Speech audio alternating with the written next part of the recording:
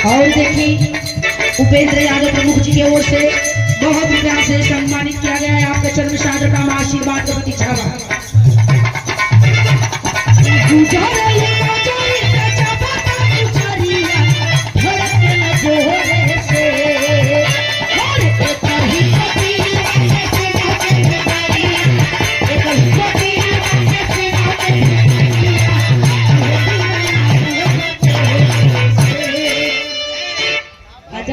तो पगला गलो और परियाई करवई ज्यादा है।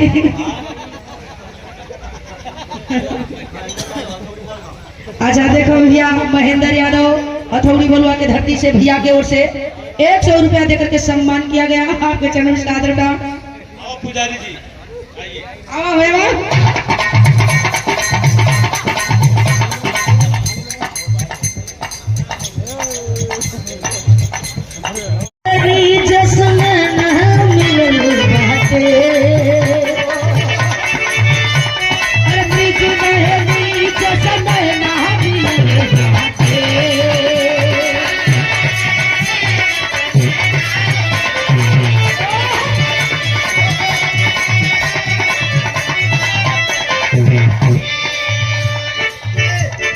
देखी बिरहा के सुपरस्टार कलाकार आप हमारे बड़े भैया जसवंत यादव मुगल सराय की धरती से 100 रुपया देकर के सम्मान की गई। भैया के चरणों से मनोज रेडियो क्या बात है।